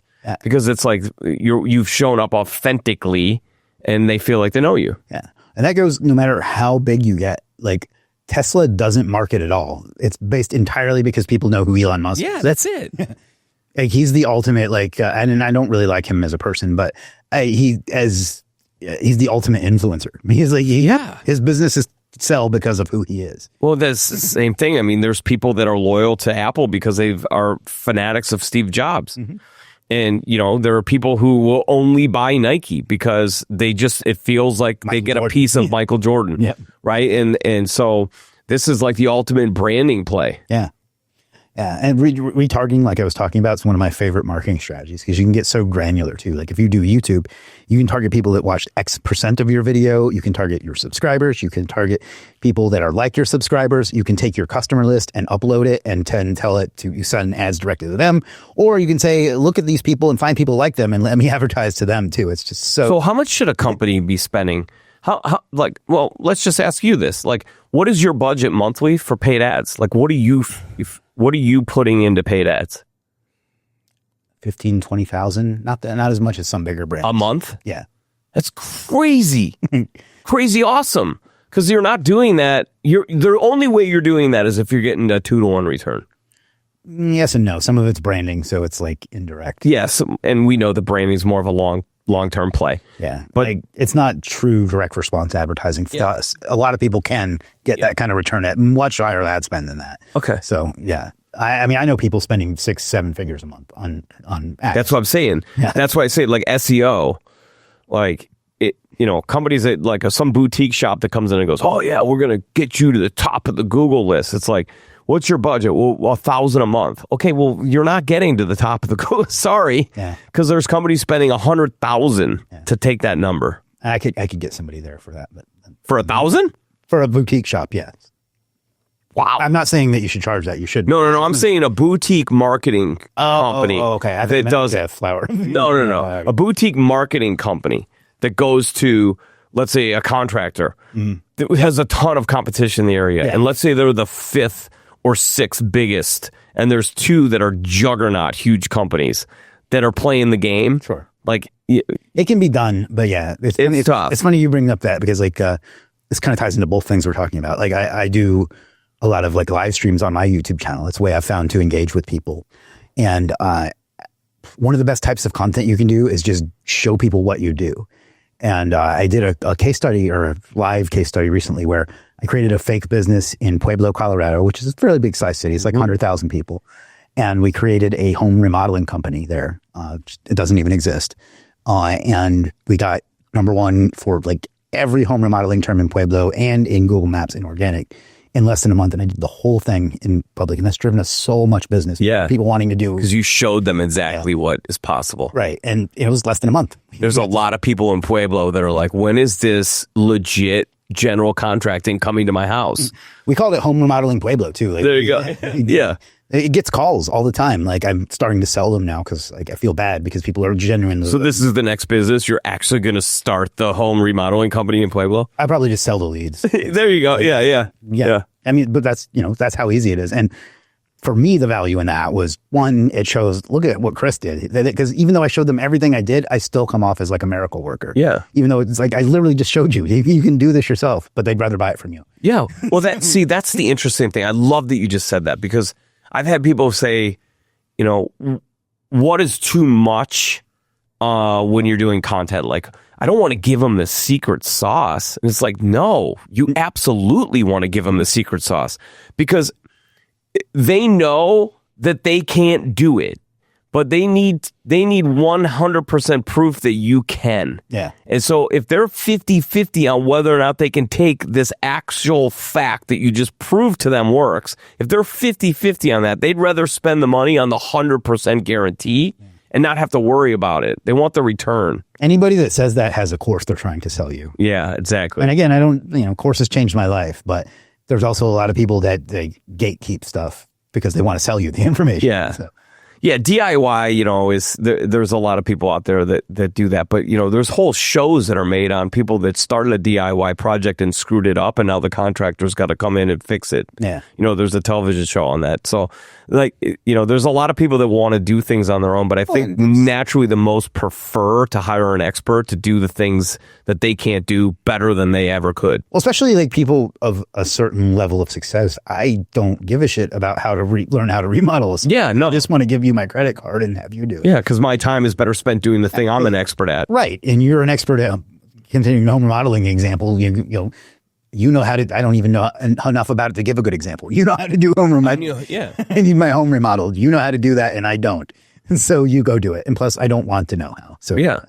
So by giving the information out, there's very little downside to that. Alex Hermosi is very good about that. Yeah. So, he gives a lot of the secret sauce out. Yeah. As does Cardone, yeah. Gary Vee. These guys, and by the way, these guys have all built empires. Whether you like what they stand for, what they have to say, what their beliefs and purposes, let's just throw all that out the window and let's just get to the even playing field.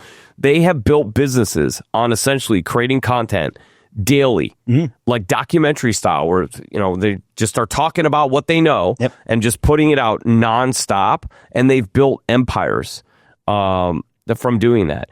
Think of all the businesses out there that literally, if they just flipped the camera on and spoke into it, and then just sent the clips out nicely edited, they would double their sales. Yeah, I do some consulting, and the first thing I tell everyone to do is get on YouTube. And they're like, well, I won't get very many views. I was like, probably. But the way I get around that objection is, if I could put you in a room with 5 or 10 of your best customers, would you be interested in that? Yeah, of course.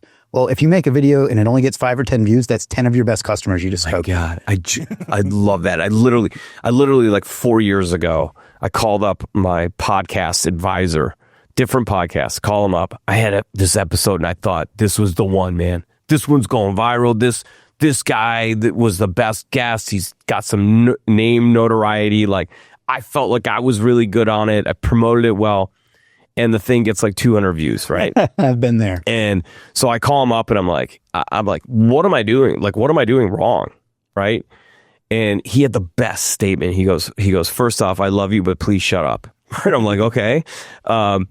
And he says, let me ask you a question. How many times a week do you get a chance to stand up in front of 200 people and pitch your service and your brand and your thoughts for 30 seconds, much less an hour and a half? Yeah. And I was like, probably once a year at best. He goes, well, you're doing it every single week right now, so stop your whining. So your point, like, who cares if you get 5 or 10 views or 2,000 views? It's more, you're speaking to your audience. Why would you not keep doing that? Yeah. Yeah. It's like the number one thing. And I know people, it's funny that do like public speaking, like events, and they'll fly 15 hours to speak to 200 people. Yeah. They won't turn on their fucking camera. To speak to 40,000 in a week. Yeah. It's like no sense to me. Yeah. It's been like, I'm not a big relatively, I have like a 27,000 subscriber base, which is fine, but That's awesome for you too. Sure. But it's not, Mr. Beast or anything, but like it drives so much business, and creatively, I find it very fulfilling. Yeah. But I don't know why people are afraid to do it. I mean, I do, but get over it. Like the difference between winners and losers is they both get nervous, and winners do it anyway. Ooh, I like that. That's a clip. Yeah. That's clip worthy. I love it. Yeah, but it's true, right? Like we've talked about already. Like you get nervous, I get nervous every time, and I still do it. That's the difference. That's the difference, 100%. So let's talk vision here for a second. So you've gotten the business to this point. That's no accident. Obviously, a lot of hard work. Mm-hmm. You talked about luck, but you took advantage of your luck. Clearly, you have a really strong understanding of what the hell you're doing. You're building a big following. So what's the next step? What's the BHAG, the big, hairy, audacious goal? What's the vision for the company in the next few years? Our ultimate goal is to have every business on earth using our platform. That's how we make all of our decisions, is does this help get us closer to that? Mm-hmm. Now, is that possible? Probably not. But every decision we make is reverse engineered from that. Works towards that. So if it doesn't serve that goal, we don't do it. So that's obviously, you said a few years, that's obviously more than a few years. But meaning you're trying to create a platform that markets to the masses. I suppose, yeah. According to ChatGPT, there are, and I've seen how much research I've done on this, there's 320 some million businesses in the world. I want every single one of them to be able to use us. Again, probably not possible, but like that's why not aim for that. And definitely not possible if you don't aim for it. Right. If I get 10% of that, that's like billions of business. You failed forward. Yeah. So that's kind of the ultimate goal. And it kind of goes into our philosophy, and our slogan is think big. And I want everyone in their business to think as big as they possibly can. And that's our goal too. So you talked about values. That's our values, to think as big as you possibly can, because there's no reason not to. Like, if it's the way to be secure. Like when the world shut down 5 years ago, the only businesses that survived were everybody lost business, and if you're at the top, you lose business too, but you still get to live. Mm-hmm. So there's that reason to do it. But there's also, if you have something that you believe is that good, and if you're doing business, you should want everybody that it can possibly help to see it. So if I say that we help businesses, why would I want to limit that to not all of them? Yeah. Right. And again, it's probably infeasible, but it helps us also have a framework for our decisions, because otherwise you fall, I said at the very beginning, you have to have a reason other than to make more money than last month. You still have to make more money because that's how you keep things going, and that's how you keep score. But if you don't have a vision, you're going to make bad decisions, mm-hmm. short-term decisions. We have that vision for ourselves. So I don't know if that was the answer. No, it's great. I mean, it sounds like you're very purpose-driven. You have a pretty good idea of collectively, what are your people like? Let's talk about your people. Like, I'm very, very proud of that. I'm okay. I figured, when I saw the smile. So let's talk about the people a little bit. I mentioned our customer service earlier. We have, when by customer service, I mean the little text box to bring up the mm-hmm. that type of customer service. We have an average response time of 1 minute and 18 seconds. Great. Which most times you do one of those, you're like, okay, we'll get back to you within 48 hours. Ours is average response time is less than a minute and a half. for years. It's been that way. Average close time of 12 minutes. So that's the compliment I get the most often is how amazing your customer service. Easy button.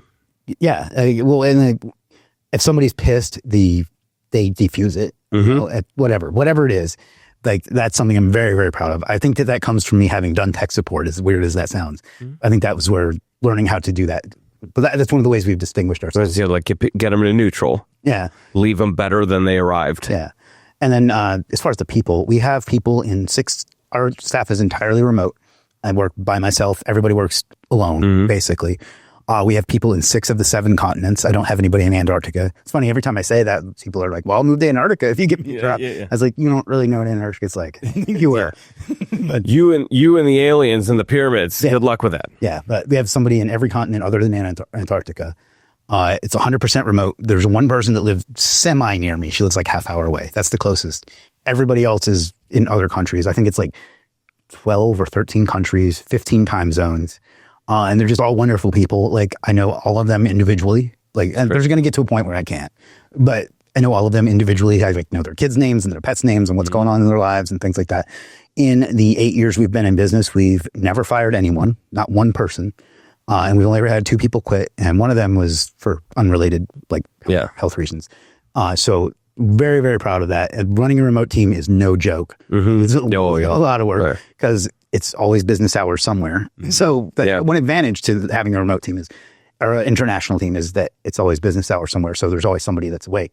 The downside to that is it's always business somewhere or somewhere. So you always have to be awake. I would imagine running a fully remote team like that too. One of the difficulties is human beings have emotions. They have, things. And it's not like when you walk into a brick and mortar building, you can look at the expression on somebody's face and you could say, hey, how are you?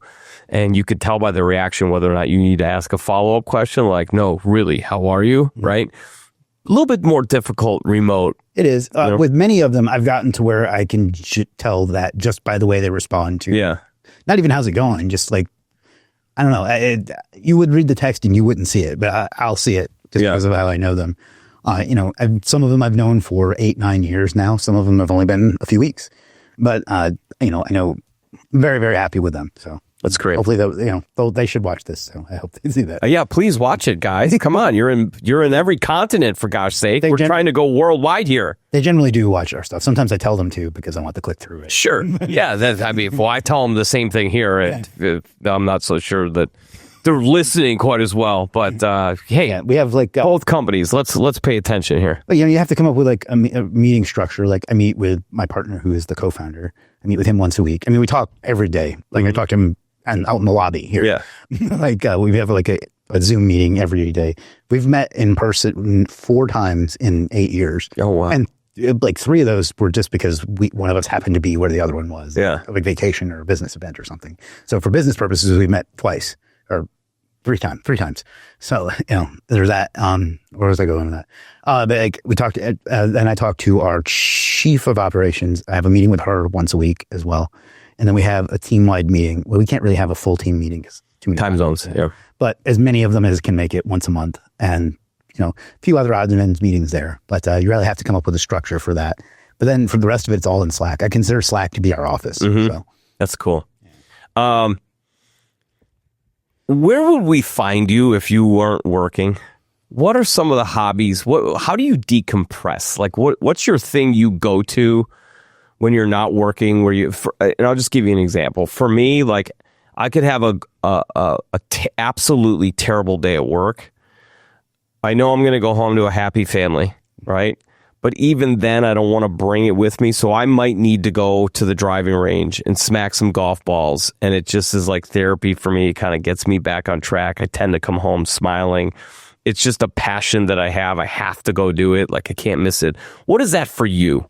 I'm glad you asked that because I gave you kind of like the whole history of there. What I left out was during those 8-10 years, whatever the number is, that I was building the business, I kind of let everything else go.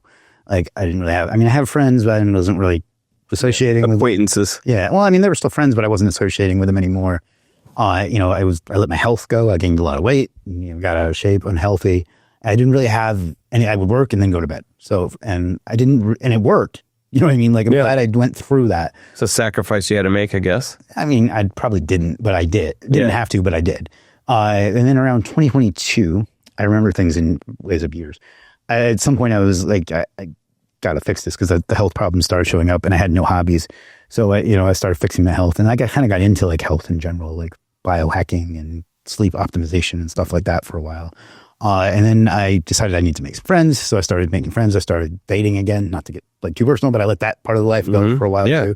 Because you were dating your business. Yeah, I mean, nothing will fuck a good business up better than a bad relationship. Yeah, sure. I've seen that happen. Yeah. But I let that go for a while, and I didn't really have any hobbies. And then I got back into a few things. A few years, like when I was in my early 20s, I'm going to be 47 this year.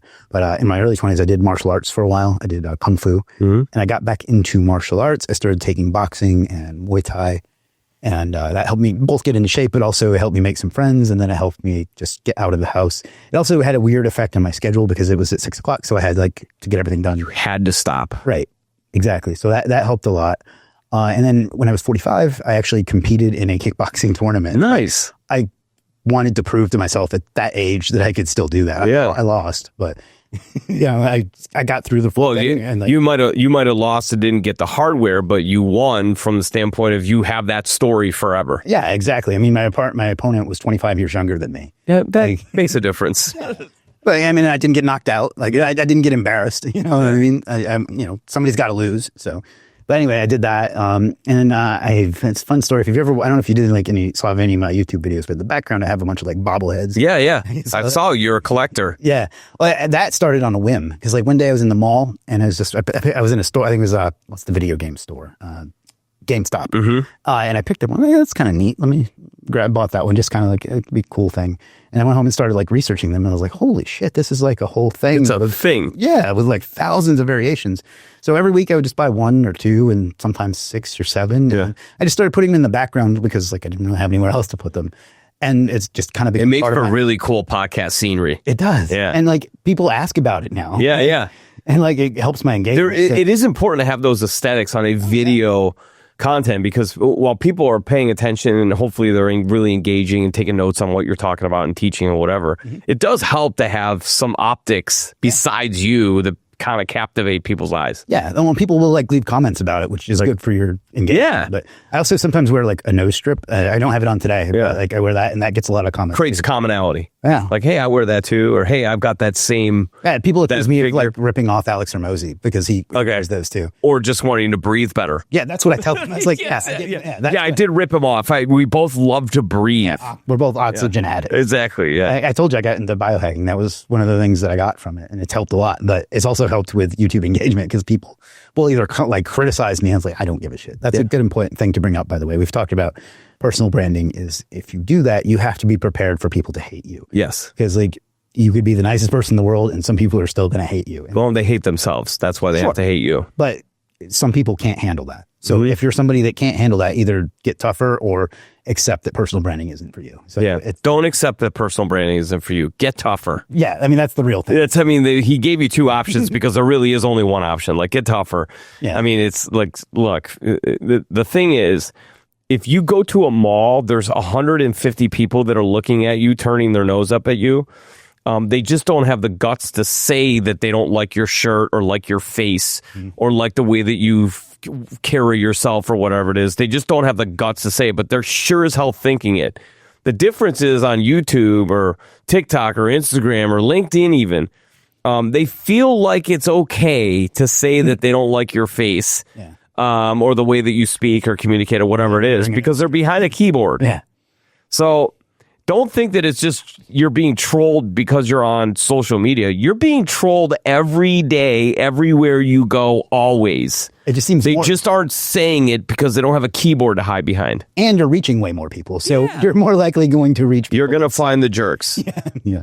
So, but I've gotten to where I get amused by it. Oh, it's funny. I'll even go back at them just to Oh God, I love it. I get trolled on YouTube. I've developed, I'll have this post. It's like totally inspirational. The guest says something brilliant about how they saved a baby's life or whatever.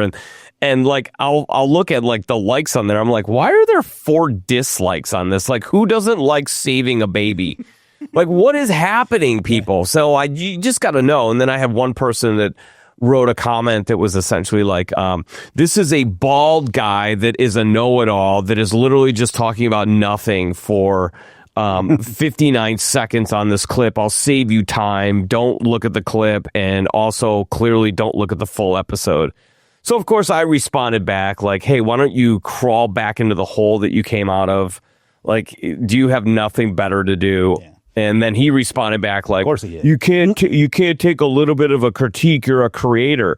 And I was like, that's not a critique. That's you being an asshole. That's different. Yeah. Like if it's a critique, give me some advice. What should be a better clip for you? Yeah. But it wasn't. It was just you being an asshole. And then of course he disappears. Yeah. And you know, one that works really well is thank you for being a fan. Yeah. That's like kill him with kindness. Well, and it's not even like you're clearly being sarcastic. Yeah. But like, if it's true too, if they're watching every video, even though they hate you, they're still a fucking fan. Yeah. So I don't care. Another one, like, it's kind of crass, but like, somebody once told me, just replied and said, "You suck." I was like, well, your mother taught me how. Oh, okay. Yeah. So I got that one from Kurt Angle, actually. He was a professional wrestler. But yeah, I don't know. I got to where I enjoy it, and I play with them a little bit. But it used to bother me. Yeah, of course. And look, the bigger your following becomes, the more that's going to happen. And that's why it's also so important that when you get positive feedback, don't brush it off. Say thank you, engage, make sure that you build community by, accepting the compliments. I've always found that, it's hard to get compliments. When people give them to you, like, accept them. And by the way, like, when you stiff arm somebody and you're like, nah, hey, I'm just a guy doing my thing. Like, when you do that, you're minimizing that human. Like, don't do that. Like, let them feel like, hey, that was so appreciated, because that gives them validation. Yeah. They want the thank you. Oh, absolutely. Well, and I think we're taught too much to be humble about that. Like, people think they're doing the right thing by like saying, no, really. But, just say thank you. I mean, you can even add that after, but like, thank them for I thank everyone. In fact, a common compliment I get is people will DM me to thank me for some piece of content I don't even remember making. And I'll reply, hey, thank you, whatever. And they're like, I can't believe you actually replied. Yeah, they're interestingly shocked. Yeah. I'll get DMs at, 12:45 at night, and I don't sleep well. Shocking. And I'll reply, and they're like, holy cow, I can't believe you replied right now. I'm like, why? Holy cow, I can't believe that you sent the note first right now. So we're both awake. Let's talk, right? I really appreciate where you're coming from. And it's great when you surround yourself with really, really great people. The vision sounds fantastic. You've overcome adversity and some of these different things. So, like, where do you get your purpose from? Like, what's kind of the fire lit under you? I know that you're not married, no kids, right? We talked about that. A lot of people would lean into like, well, I do it for my wife, my kids, and this and that. You did obviously have a great relationship with your mom. Like, what's the thing? There's always a thing behind the thing that is inspiring somebody or giving somebody a sense of purpose. Like, what's the purpose for you? What are you doing it for above and beyond your employees and the money? Well, if the way I look at it is, if you don't make an impact on the world, what was the point? Like, we're all going to be gone someday, and most of us are going to be forgotten. But just because you're forgotten doesn't mean that what you did doesn't matter. And I want to have as much of an impact as I can, because otherwise, what's the point? Like, I don't get the laptop lifestyle folks that do it and nothing against them. I do understand the appeal, but that wouldn't satisfy me to just do it to have as much pleasure and enjoyment and fun out of my life. I want to do something that makes an impact on the world. Like, business is the way to do that. And like, there's only a handful of businesses that have done that. And I mean, there's, like I said, 300 million or 300 billion, I think it was, whatever the number was. It's a lot. How many of them can you actually name? I want to be one of those that you can actually name, not because I need the ego, because I got a pretty big ego as it is. I want to do that because those are the ones that have had the biggest impact in the world. I mentioned Steve Jobs earlier. He didn't just want to make really cool devices. He wanted to do that. He wanted to change the world. His exact quote was, I want to put a dent in the universe. And that was really inspiring. When I read that, it like articulated something that I kind of already thought. And I want to do something. Like we have this internal expression at Legit, and I put it in some of my presentations sometime, but one of the is that hope is you. And we think the way that what that means is that everybody we interact with, they don't really need a website. They don't need service. They just need some hope that what they're doing will make things better for them. And it's easy when you're dealing with a lot of customers every day for it to be whatever situation comes up, it's just another one of those. And the way that I've trained them to remember it is that you are giving that person that hope that they need. So that's as far as how we want to affect people, we want to give them hope, and that hope is us, or that hope is you when you're grammatically using it that way. And that we want to affect every business in the world because that's the way that we can have an impact and the way I can have an impact. So everything I do is in service of that. It's a beautiful sentiment. All right, let's get a little bit of your wisdom, and then we're going to wrap this bad boy up. Okay. How long do you think we've been podcasting for, by the way? Maybe 90 minutes. Wow, pretty good. Hour and 42 minutes so far. Pretty good guess. Give your three... There's a lot of people, I think, that are listening that are in a career right now and are thinking about making the jump. The name of the podcast is the Get Shit Done Experience. And we're talking entrepreneurs, authors, athletes, people that are getting it done, top 1% to 5%, right? That have all made sacrifices, made the big jump, you know? I often talk about our CEO, Tim. Like the thing about Tim that resonates the most with me is that he's just got guts. Mm-hmm. He just, he believes in himself, and he went and did it, and he just keeps building. And I really admire that. And I really admire that about you and all of the guests that I've had on that are doing big things. Well, they didn't do that on accident, as humble as they might want to be. And typically they have a formula. So I'm curious for you, if as you look back and you kind of had 8 years to build this, and I'm sure you have your moments where you sit back and you go, like, how the hell did I do this? Mm-hmm. All right. What would be 3 nuggets that you would give to, let's say, somebody who's about to make that entrepreneurial journey, or somebody who just started the entrepreneurial journey, or somebody who's, starting to think about making the entrepreneurial journey? What would be 3 nuggets you would give them of wisdom that you've learned, of best practice or process or way of thinking, mindset? A practical thing would be to keep your personal expenses as low as you possibly can for as long as you possibly can. That helped me tremendously in the beginning because I had a really inexpensive place that I was living, and all my stuff was paid off, and it allowed me to invest my personal stuff. I don't really buy things other than Funko Pops. I don't really buy things, and at least in the beginning, having that flexibility helped a lot. And then and that kind of ties into the next thing is the reason I don't have a lot of things is because I don't get any purpose from that or satisfaction from that. So you might get into a question I get a lot is, what's selling right now that I can get into? It's like, don't do it for that reason. You might get good at it, but you're going to hate it. You have to do something that you can work on for 18 hours and and never feel it. Yeah. So that's where happiness comes. Happiness isn't a thing that you can achieve, but satisfaction comes from doing things that actually fulfill you. Now, if they don't have a financial component to it, then you can't do that as a business. So I'm not telling you to follow your passion, because that shit's overplayed too. Your passion might be playing video games, and unless you're going to be a streamer, that's not going to be a business. You better be really good at it. Right. So your passion has to be something that makes you money, but you also can't do something merely for money. That's what having a job is. Mm-hmm. And no offense to my employees, I tried to make it. Yeah, sure. But yeah. So have a purpose, keep your personal expenses as low as possible. And then have a goal for your business in the beginning that informs every decision you make. Because otherwise, and I've said this several times in this podcast, but otherwise you're going to be making the decision that makes you more money than last month. And that's not only is that not sustainable, but there's no great business that's ever worked that way. And then, okay, elaborate on that. No, when you say decision making, you're saying you got to play the long game.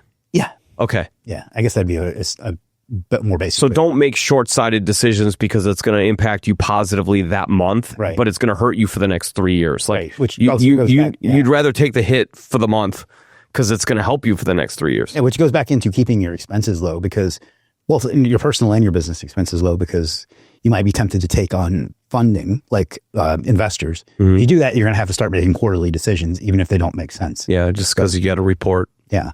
So, and then the last one, where was that? There's one more I was going to say. I forget. I don't know. I guess the last would be to just, like I said, have a purpose for what you're working on.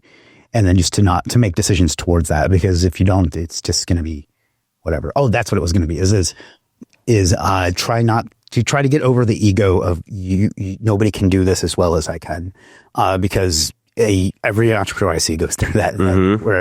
And you're the one side, you're right. No one's ever going to care about your business as much as you do, but you literally can't do it yourself. Name one important business from a solopreneur ever. There isn't one. No. So you have to hire people, and even there's the one thing that there's a cap to in this world is time. And the only way you can get more time is to get more people. So because they have time. Right. So even if like one person does something 80% as well as you or 75% as well as you, that still gives you 100% of that time back. Yeah. Do even more. I took way too long to learn that lesson myself. And so you might have to go backwards by hiring people.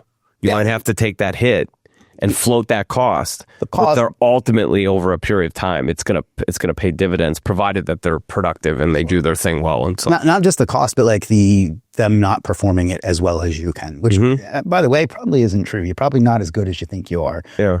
Whatever it is. But I'd rather have 10 people operating at 85% effectiveness than having, 2 people running at 110% because they're gonna burn out.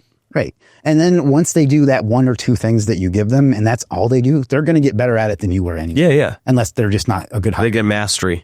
Yeah. Specialist. Yeah. They're going to start, like, even now, sometimes I find out stuff that's going on in my own business. I had no idea that they were doing it, and they're doing it so well. Yeah. And like, great. I don't know even where to find, like, sometimes I joke that I've become like the Colonel Sanders of our business because I'm just like the face on the sign. Yeah. That's a beautiful thing. Yeah. Yeah. Maybe not that perfect. Turn you into a caricature. Yeah. Yeah. I mean, I still work, but mostly what I do now is make decisions and do this. Yeah. Like drive the business. You become the promoter for your own brand. Yeah. So I gave you like 7, but it's great. Hey, 7's better than 3.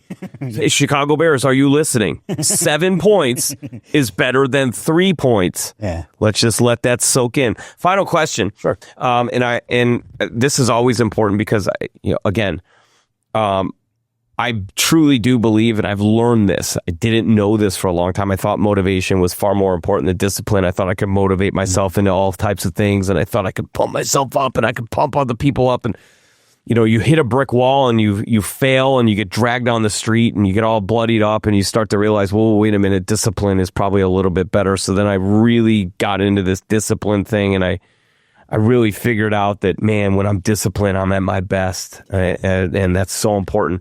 But we also need to be inspired. And inspiration, I think, is a powerful thing. So leave our listeners with some inspiration, some words maybe that were advised to you that, center you, that you keep on the front of your mind, or things that you've maybe told to an up and coming employee and it's helped them to kind of get their mindset right and get to the next level, or just anything that is, a way of being, a way of living that has helped you to get more shit done.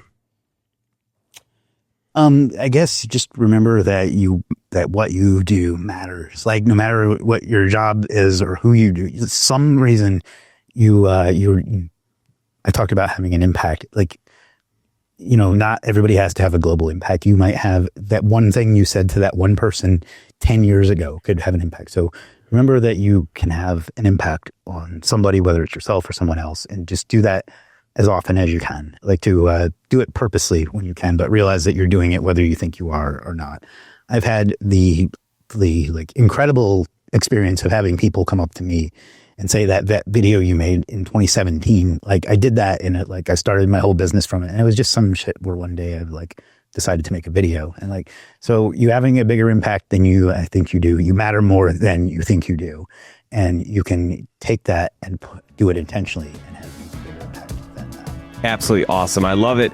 Ladies and gentlemen, that has been Chris M. Walker. Thank you so much for joining us. We appreciate it. And I just want to remind you, sir, you got shit done. Have a great day. Thank you. Cheers.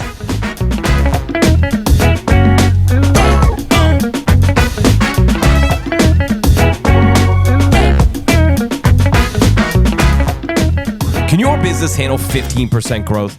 If yes, you have to engage with 2020 Design. They fuse data and creativity to stop the scroll, break through the noise, and grab the attention of your future customers. 2020 Design will create competitive, click-worthy campaigns, design and build custom websites, spark your social media presence, and structure email campaigns that get right to your audience, the decision maker.